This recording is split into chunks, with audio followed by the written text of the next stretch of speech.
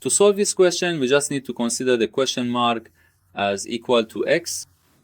And now, since the expression on the left has an even root, our x must definitely be greater than or equal to 0.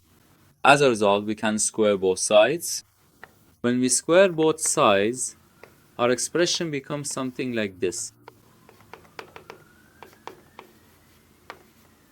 If you pay attention, you'll see that the square root of 20 plus the square root of 20 plus 20, this is actually our x.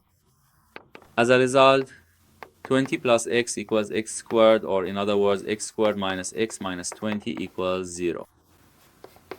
If we factor this, it becomes x minus 5 times x plus 4 equals 0.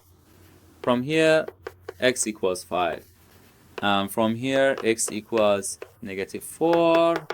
Since our x is greater than negative 4, this one isn't acceptable. So our only answer is x equals 5.